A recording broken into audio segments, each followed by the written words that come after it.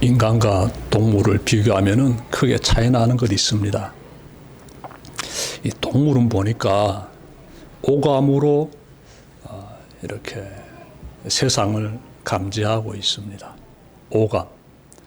오감에는 시각, 청각, 후각, 미각, 촉각 이렇게 5가지가 있지요.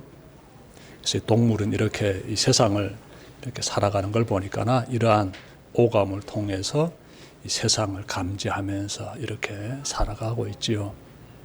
그런데 사람은 다릅니다. 사람은 오감만 가지고 세상을 보지 않습니다.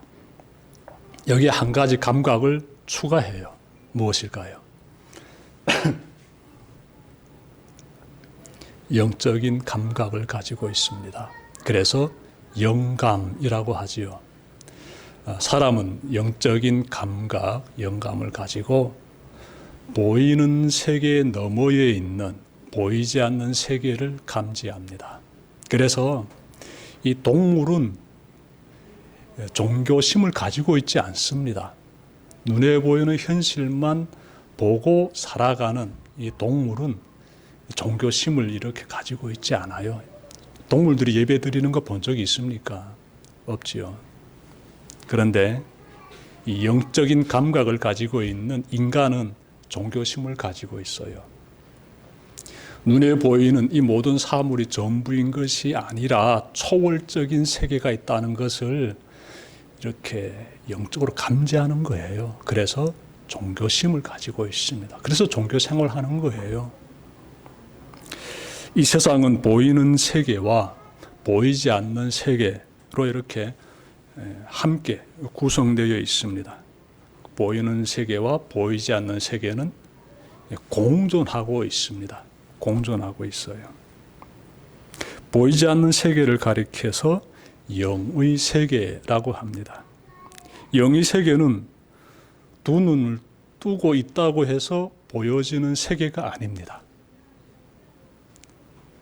앞을 못 보지만 영의 세계를 충분히 볼 수 있습니다. 27절 말씀 보시게 되면은 제가 읽을게요. 예수께서 거기에서 떠나가시는데 눈먼 사람 둘이 다윗의 자손이여 우리를 불쌍히 여겨 주십시오 하고 외치면서 예수를 뒤따라왔다. 이렇게 말씀하고 있습니다. 자, 맹인 2사람이 등장하는데 이들이 예수님을 향해서 다윗의 자손이여 우리를 불쌍히 여겨 주십시오 라고 지금 외칩니다. 이 내용이 보통 내용이 아니에요. 이 내용 속에 엄청난 의미가 담겨져 있습니다. 제가 이 부분에 대해서 좀 여러분들에게 좀 심도 있게 전해드리고 싶습니다. 다윗의 자손이여 우리를 불쌍히 여겨 주십시오. 무슨 내용인가 하면 이 말의 의미를 풀게 되면 간단히 먼저 요약해서 말씀드리면 예수님 당신은 그리스도이십니다. 이 의미가 이 속에 담겨져 있어요. 다윗의 자손이에요. 우리를 불쌍히 여겨 주십시오라고 말한 사람들은 누구지요? 어떤 사람들이었지요? 앞을 못 보는 맹인들입니다. 자, 몇 명인가 봤더니 2사람이에요. 2사람이 하나같이 예수님을 향해서 예수님이시여 당신은 그리스도이십니다 라고 지금 말하는 것과 똑같은 의미예요. 여기에 대해서 좀 살펴봐야 되는데 왜냐하면은 앞을 못 보는 맹인들이 지금 영의 세계를 보고 있습니다. 보이지 않는 세계, 초월적인 세계, 영의 세계를 지금 보고 있어요. 그래서 이 장면이 굉장히 중요한 장면이 되겠습니다. 여러분 구약 성경에서 중요한 3 직분이 발견돼요. 첫 번째는 제사장 직분, 두 번째는 선지자 직분, 세 번째는 왕의 직분이 되겠습니다. 제사장, 선지자, 왕이 왜 중요한 직분인가 하면 제사장과 선지자와 왕으로 시험을 받으려면 기름 부음을 받게 돼요. 머리에 기름을 붓는 의식을 받게 됩니다. 이 의식이요, 보통 의식이 아니에요. 하나님의 선택을 받아서 이제부터 백성을 구원하는 일을 당신들이 하게 된다는 것입니다. 그래서 이렇게 기름 부음을 받은 이러한 의식이 있는데, 이 의식을 기름 붓다라는 히브리어 단어하고 연관시켜서 제가 좀 설명드리려고 하는데, 기름 붓다는 히브리어가 마시아흐라는 단어입니다. 마시아흐. 이 단어를 우리말로 바꾸게 되면은 여러분들이 잘 알고 있는 메시아가 됩니다. 메시아. 그러니 메시아라게 되면은 기름 부음을 받다라는 의미를 가지고 있어요. 그리고 좀 더 설명한다면은 하나님께서 선택하신 사람이고, 하나님께서 기름 부음을 받은 이 메시아를 통해서 구원의 역사를 이루고자 하신다는 것이에요. 그리고 이 메시아를 헬라어로 바꾸게 되면은 여러분들이 잘 알고 있는, 신약 성경에서 자주 등장하고 있는 그리스도라는 단어가 딱 나오게 돼요. 헬라어로 바꾸면 그리스도입니다. 히브리어로 마시아흐, 우리말로 메시아. 여러분들이 이렇게 이 부분들은 상식적으로 좀 기억해 두시면 좋을 것 같습니다. 그래서 기름 부음 받으면 백성을 구원해야 되는 그러한 역할을 감당해야 됩니다. 자, 예수님 오시기 전에 이스라엘 민족의 역사에서요, 가장 멋있는 전성기를 달렸던 그런 시대가 있었으며, 그 시대의 지도자가 있었습니다. 다윗이지요. 이 다윗이 왕이 되어가지고 통치했던 그 시대는 예수님 오시기 전에 이스라엘 민족사에서 가장 멋있는 찬란한 전성기의 역사입니다.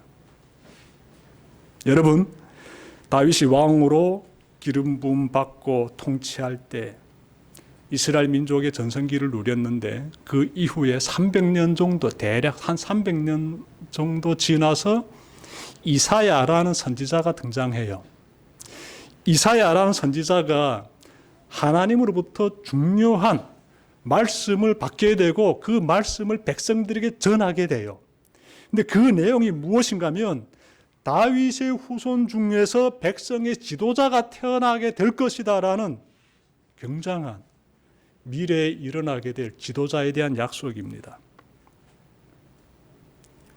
장차 백성을 구원하실 그리스도가 오신다라고 이사야 선지자가 예언했는데, 여기서 중요한 단어는 다윗의 후손이다라는 거예요. 다윗의 후손이 이제 이스라엘 민족을 구원하게 된다, 그 내용이에요.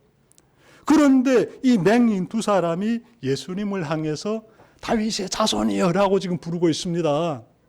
다윗의 자손이여라고. 이어진 내용 보니까 다윗의 자손으로 이 세상에 오실 그리스도만이 행하실 수 있는 일, 눈먼 자를 보게 하는 그 일을 지금 이루어달라고 부탁하고 있어요. 여기 본문에서는 이렇게 표현하고 있는데, 우리를 불쌍히 여기소서라고 합니다. 우리를 불쌍히 여기소서. 하나님의 긍휼을 구하고 있는데, 여러분, 이 맹인들이 예수님을 향해서 우리를 불쌍히 여겨주십시오라고 할 때는 그 속에 어떤 의미가 담겨져 있겠습니까? 우리가 지금 앞을 정말 못 보기 때문에 우리가 좀 보게 해 주십시오라는 그 간절한 바람이 속에 담겨져 있는 거예요. 이 말이 그 말입니다. 우리를 불쌍히 여겨주소서. 맹인이 눈을 뜬다는 것은요, 이거는 있을 수 없는 일입니다. 오직 이스라엘 민족의 그리스도로 오실 그 분만이 행하실 수 있는 기적이에요. 그래서 이사야 선지자가 그때 장차 그리스도가 오시면 듣지 못하는 자가 듣게 될 것이며 못 보는 자가 보게 될 것이다 라고 예언했댔어요. 그래서 이 맹인들이 예수님을 보고 지금 다윗의 자손이여 우리를 불쌍히 여겨 주십시오라는 이 큰 소리로 지금 부르짖는 외침은 무턱대고 지금 큰 소리로 말하는 그런 외침이 아니에요. 굉장히 이 사람들은요, 예수님이 어떤 분이신지를 알고 있다는 거예요. 이 맹인들이 알고 있다는데, 성경의 역사, 이사야 선지자가 전했던 그 말씀을 가지고 그 다음에 예수님께서 행하셨던 그 행적들을 살펴보면서 종합해 보고 나서 맹인들이 딱 결정 내린 거예요. 아, 예수님은 그리스도시구나. 예수님은 그리스도시구나. 눈을 뜨고 사는 사람들이 예수님이 어떤 분이신지를 잘 모르고 있는데 앞을 못 보는 이 두 맹인은 예수님이 그리스도이심을 뚜렷하게 지금 알고 있습니다. 눈에 보이는 세계를 확인하며 사는 사람들은 영의 세계를 못 보고 있는데 두 맹인은 영의 세계를 보고 있어요. 정말 놀라운 장면이에요. 우리는 예수님의 제자인 베드로가 주는 그리스도십니다라고, 예수님은 그리스도십니다라고 가장 처음으로 고백했다고 생각할 수 있는데 오늘 말씀 보니까 그렇지 않아요. 예수님의 제자인 베드로보다 먼저 이 맹인들이 예수님은 그리스도십니다, 예수님은 하나님께서 약속하신 이 백성의 구원자이십니다라고 먼저 이 사람들이 고백했어요. 그들은 성경에 대해서 알고 있었으며 예수님이 행하신 사역에 대해서 비록 눈으로 보지 못했지만 귀로는 듣고 있었다는 것이지요. 마태복음 보시게 되면 나오죠. 예수님께서 이렇게 하나님의 말씀에 대해서 깊이 있게 백성들에게 가르쳐 주시고 나서 그 다음에 하시는 놀라운 기적들 보십시오. 나병 환자 고쳐주시고, 중풍 환자 고쳐주시고, 귀신 들린 자 고쳐주시고, 광풍을 잔잔케 하시고, 혈류증 환자 고쳐주시고, 죽은 소녀 살려주시고, 예수님의 행하신 이 엄청난 기적들을 맹인들은 들었어요. 그리고 내린 결론이었지요. 다윗이 자손이여 우리를 불쌍히 여기소서라고 믿음의 고백을 했던 것입니다. 여러분, 영의 눈이 열린다는 것은 곧 예수님이 그리스도이심을 믿게 되었음을 의미합니다. 고린도전서 12장 3절 보시게 되면 성령으로 아니하고는 아무도 예수는 주라고 고백할 수 없다라고 말씀하고 있습니다. 성령으로 하지 않으면 우리는 예수님은 그리스도라고 정말 말할 수 없어요. 무슨 말이지요? 성령의 세계는 우리 눈으로 확인할 수 있는 세계가 아니지요. 성령은 하나님의 영이지 않습니까? 초월적인 존재, 그분이 역사하시는 그 현장, 보이는 세계 너머에 있는 초월적인 세계지요. 그런데 그분께서 함께 하시지 않게 되면은 우리는 예수는 그리스도라고 고백할 수 없다 이렇게 말씀하고 있지 않습니까? 그러면 우리가 예수는 그리스도십니다라고 고백한다면은 그러면 우리가 어느 세계를 지금 경험하고 있습니까? 아니, 눈은 딱 뜨고 봐야만이 보이는 게 아니란데요. 이 맹인들은 눈을 딱 뜨고 사물을 보는 그런 사람들 아니잖아요. 전혀 못 보고 있는 사람들이지 않습니까? 그런데 그런 가운데 이 사람들은 영의 세계에서 예수는 그리스도심을 딱 알고 예수님에게 탁 나오지 않습니까, 지금? 우리도 마찬가지입니다. 우리가 영의 세계를 본다는 것은 이거는요, 확인할 수 있는 것이 있어요. 어떻게 확인되는가 하면 예수는 그리스도이심을, 예수는 나를 구원하신 구주가 되심을, 예수는 하나님의 아들이 되심을, 예수는 나를 저 천국으로 인도하는 그리스도가 되심을 믿는다면은 그 사람은 영의 세계를 지금 보고 있는 것과 마찬가지예요. 주님을 바라보는 사람은 영의 세계에 지금 참여하고 있는 사람들이지요. 고린도전서 12장 3절에서 말씀하고 있지 않아요. 성령으로 아니하고는 예수를 주라고 고백할 수 없다고 말씀하고 있지 않습니까? 여러분, 우리는요, 좀 맹인들처럼 예수님을 직접 우리 두 눈으로 확인하지는 못했습니다. 왜냐하면 예수님께서 이렇게 공생의 활동을 하실 때 자신의 초상화 한 장 남기지 않았어요. 예. 우리들 중에 예수님 그 초상화 본 사람 한 사람도 없어요. 우리는 이 믿음으로 보는 것이지요. 맹인이 귀로 듣고 예수님에 대해서 알았다면은 우리는 예수님의 사역을 성경을 통해서 살펴보면서 예수님의 그 행적에 대해서 내 마음 가운데 받아들이면서 그 가운데서 주님을 바라보게 되는 것입니다. 영의 눈이 열리는 순간들이지요. 여러분, 맹인들이 이처럼 사람들 앞에서 큰 소리로 예수님이 그리스도이심을 고백하고 있는데 그때 예수님께서 어떻게 반응하셨을까요? 막 칭찬하셔야 되지 않을까요? 정말 대단하다. 너희들이 내가 누구인지를 이렇게 잘 알고 있으니까나, 확신에 차서 알고 있으니까나. 많은 사람들이 예수님과 동행하는데 그들 앞에서 맹인들이 큰 소리로 외쳤다는 것은 자신들의 믿음의 정말 뚜렷한 표현이지 않겠습니까? 그러니 예수님께서 칭찬해 주시지 않았을까? 우리가 생각할 수 있는데 말씀 보니까 전혀 그렇지 않습니다. 제가 말씀 좀 찾아 읽겠습니다. 여러분, 이 예수님께서 우리가 좀 의아해질 수 있는 그런 행동을 취하십니다. 28절 앞부분 보시게 되면은 예수님께서 가시는 목적지가 나와요. 28절. 예수께서 집 안으로 들어가셨는데 이렇게 말씀하고 있지요. 27절 앞부분에서는 예수께서 거기서 떠나가시는데, 그러면 종합하게 되면은 예수님께서 어느 한 곳에서 또 다른 곳으로 이동하고 계시는데 그 도상에서, 그 길에서 두 맹인이 예수님을 향해 큰 소리로 외친 거예요. 그러면 가시던 걸음 멈추시고 맹인을 만나시고 예수님께서 그 어떤 반응을 하셔야 될 것 같은데 그러지 않으시고 28절 앞부분 보니까 그냥 가신 거예요. 자신이 도착하고자 하는 그 집까지 들어가십니다. 멈추지 않으세요. 제가 만약 맹인이라면요, 굉장히 서운해했을 것 같습니다. 나 그래도 예수님에 대한 그 큰 뚜렷한 믿음을 가지고 막 당신을 향해서 막 허겁지겁 달려와 가지고 지팡이 위로 이렇게 땅을 디디면서 오지 않았겠습니까? 예수님 찾아서.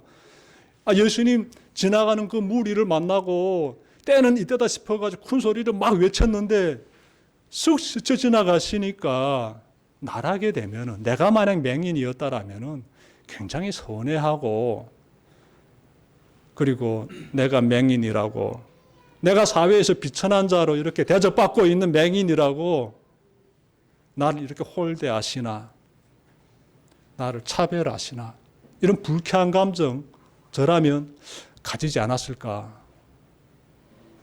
나 그렇게 큰 소리를 외쳤는데 나의 외침에 아무런 반응도 안 하시고 자신이 갈 길 쭉 가시니까나 마음 가운데 순간적으로 고가운 감정 솟아났을 것 같아요.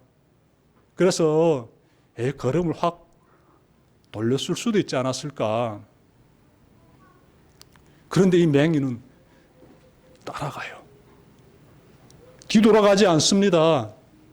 계속 따라가는 거예요. 어디까지? 예수님이 도착하신 그 집까지 쫓아갑니다.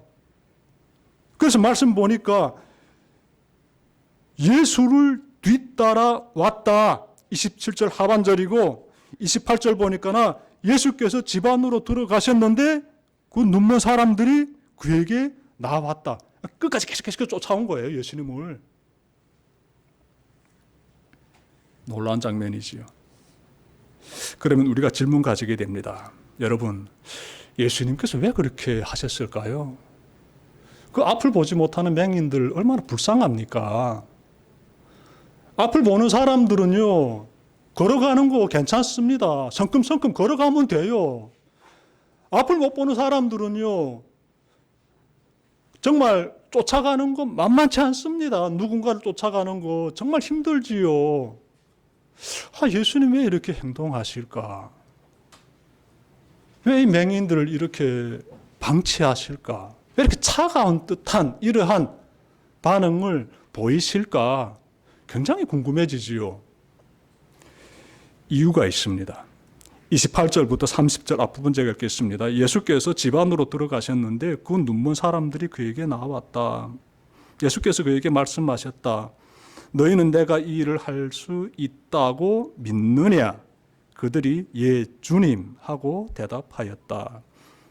예수께서 그들의 눈에 손을 대시고 말씀하셨다. 너의 믿음대로 되어라. 그러자 그들의 눈이 열렸다. 예수님께서 의도적으로 그렇게 취하신 것이지요. 행동을. 의도적으로. 예수님이 이 맹인들이 가지고 있는 그 믿음을 확인하고 싶으셨던 것이지요. 내가 이렇게 차가운 뜻한 이러한 태도를 취해도 너희들이 끝까지 믿음을 가지고 나를 쫓아올 수 있느냐 보고 싶었던 것이지요. 맹인들은 그 모습을 충분히 지금 보여주고 있습니다. 불평불만 한마디 하지 않고 허둥거리며 끝까지 주님을 쫓아오지 않았습니까? 그러자 예수님께서 두 맹인에게 말씀하십니다. 너희는 내가 이 일을 할 수 있다고 믿느냐?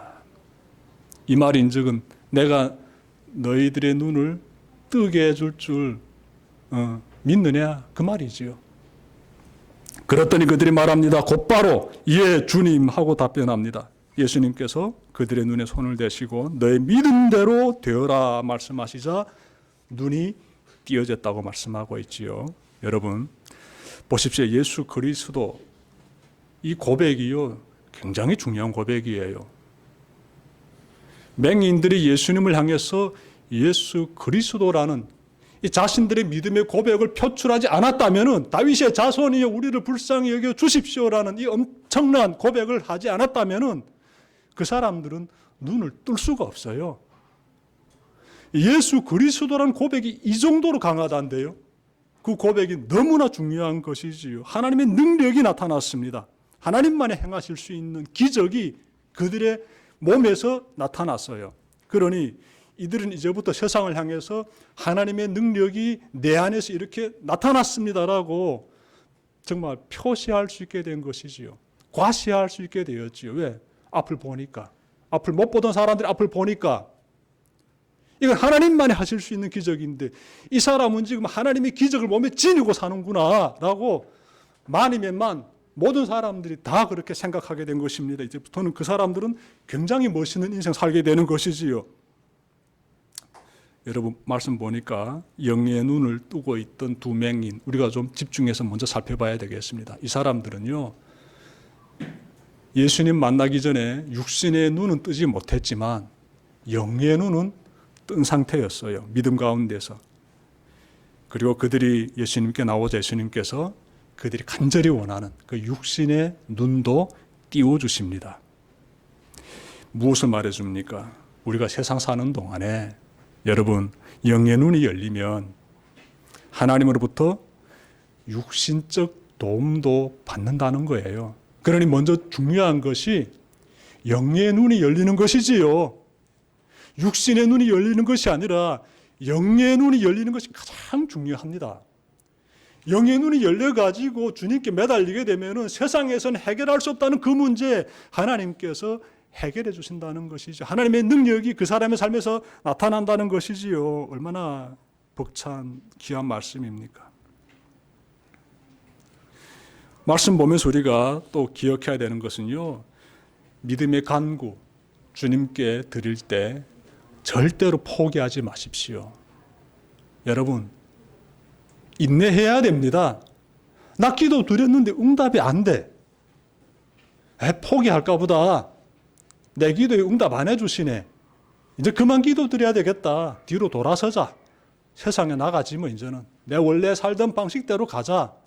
이런 생각 가지면 안 된다는 거예요. 이 맹인들이 포기 안 했어요. 그 믿음을 가지고 부르짖어 기도 드렸을 때, 외쳤을 때 그때 주님께서 무시하듯이 그렇게 자신의 길을 걸어가실 때 그 시간 우리 한번 생각해 봅시다. 그 시간 우리에게도 이렇게 인내하는 시간이 절실히 필요합니다. 하나님께서 우리가 기도드릴 때 즉각적으로 응답 안 해주시는 것 같지요? 우리는 어찌 보게 되면 그 시간 가운데 있는 것이지요. 하나님의 때가 되게 되면 반드시 하나님께서 응답해 주십니다. 내가 지금 응답해 주십시오라고 요구하는 것 자체가 어불성설이지요. 하나님의 때에 하나님께서 하나님의 방법으로 가장 아름답게 응답해 주신다는 사실 꼭 명심하시길 바랍니다. 이런 말씀 보게 되면은 우리가 남과 북의 문제 생각해 보지 않을 수 없는데요. 이 통일이라는 주제가 어떤 때 보게 되면 막 뜨거워져 가지고 당장이라도 통일될 것 같지요. 또 지금 같은 시대를 보게 되면은 너무 냉랭해 가지고 과연 통일이 될까 반신반의 또 하게 되고요. 하나님 믿는 사람들은 이러한 시점에서 어떻게 해야 되는지 오늘 말씀을 통해서 좀 잘 깨달았으면 좋겠습니다. 믿는 사람은 기도 드릴 때 끝까지 포기하지 않고 인내하면서 기도 드린다. 이 사실이지요. 잘 기억합시다. 하나님께서 때가 되게 되면 우리 민족의 그 소망인 그 통일의 그날 꼭 우리에게 선물로 주실 줄 믿습니다. 복음 통일의 그날이지요. 그래서 우리는 어떻게 해야 될까요? 마태복음 7장 7절처럼 구하라 그리하면 주실 것이요 찾으라 그리하면 찾아낼 것이요 문을 두드리라 그리하면 열릴 것이다 말씀하신 우리 주님의 그 귀한 이 약속의 말씀 붙잡고 끝까지 인내하면서 포기하지 말고 주님을 따라가면서 기도드려야 됩니다. 그 모습 너무나 귀합니다. 그 견고한 믿음 주님께서 보길 원하시고 때가 되게 되면은 그 믿음을 가진 사람들을 통해서 하나님께서 반드시 구원의 역사를 이루어 가시지요. 끝으로 우리가 찾아봐야 할 것은 예수님께서 앞을 볼 수 있게 된 두 사람에게 한 가지 아주 엄중한 요구를 하십니다. 이 사실 밖에 나가 말하지 말아라. 내가 고쳐줬다고 어디 가서 말하지 말아라. 말씀 보십시오. 이 일을 아무에게도 알리지 말아라. 30절이에요. 30절에 나오는 말씀인데 예수님께서 왜 이렇게 하셨을까요? 이유가 있습니다. 당시 유대 사회를 보게 되면 금방 그 답을 찾을 수가 있습니다. 유대인들은요, 그리스도가 오시게 되면은 하나님이 약속하신 기름 부음 받은 자, 구원자가 오시게 되면은 우리를 로마의 지배로부터 해방시켜 줄 것이라는 그런 믿음을 가지고 있어요. 즉 그들은 정치적 해방을 기대하고 있습니다. 근데 이것은요, 성경에서 말씀하고 있는 바람직한 믿음이 아니에요. 잘못된 생각을 그들이 가지고 있습니다. 그래서 예수님께서 그들이 가지고 있는 그 정치적인 그러한 기대감을 이건 잘못된 것이야라고 지적하시기 위해서 나가서 내가 이렇게 그리스도가 행할 수 있는 이 기적 행했다고 말하지 말아라라고 요구하신 것입니다. 잘 이해되시죠, 여러분들? 예수님은 잘못된 생각을 가지고 있는 그들의 그러한 그 그리스도에 대한 기대감에 부채질해주고 싶지 않으셨던 것이지요. 예수님의 침묵 명령에도 불구하고 말씀 보니까 이들이요 나가가지고 예수님에 대해서 전합니다. 예수님이 그리스도시다라고 전한 것이죠. 그분이 내 눈을 뜨게 해주셨다라고 막 전합니다. 그래서 그 사실이 어떻게 됩니까? 온 지역에 퍼져나가게 되었다라고 31절 하반절에서 말씀하고 있어요. 여러분, 복음 접한 사람들은요 이렇게 해야 됩니다. 전해야 돼요. 기쁜 소식이지 않습니까? 내가 이렇게 완전히 변화된 거 예수님 덕분이야. 그분이 이렇게 하셨어라고 어떻게 담대하게 전해야 됩니다. 나의 영의 눈이 열려 예수님은 그리스도이심을 고백한다면 여러분들 그렇게 고백하고 있습니까? 예수님은 나의 그리스도십니다 라고 고백하신다면 여러분들은 전해야 돼요. 내가 믿는 그 믿음의 대상에 대해서 그리스도는 이분이십니다 라고 전해야 돼요. 우리의 구원자는 예수님이십니다 라고 전해야 돼요. 나의 영의 눈이 열리고 나의 삶에 예수님의 기적의 현장이 있다면 눈을 뜬 저 맹인들처럼 세상에 나가 전해야 합니다.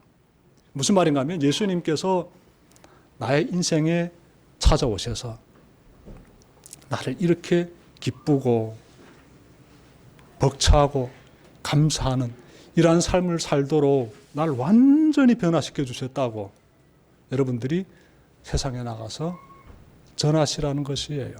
전하십시오. 내가 그리스도를 만났다면 내 삶에 그러한 이런 제가 앞서 말씀드렸던 그러한 변화들이 필경 있다는 것이지요. 저도 있는데 여러분들이라고 왜 없겠습니까? 내 삶에서 일어나고 있는 이러한 변화들을 전하십시오. 주님께서 이렇게 저를 통해서 일하십니다라고 전하십시오. 꼭 그런 삶을 사시길 바랍니다. 전도자의 삶이에요. 말씀 마치려고 합니다. 영안이 열린 사람들은 예수는 그리스도이심을 깨달은 사람들이었습니다. 그들의 믿음은 포기하지 않는 강한 믿음이었어요.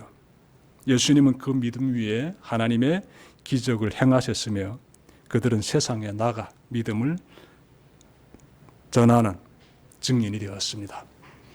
새로운 한 주를 시작하는 여러분들의 삶도 이와 같기를 주님의 이름으로 축원합니다. 기도드립시다.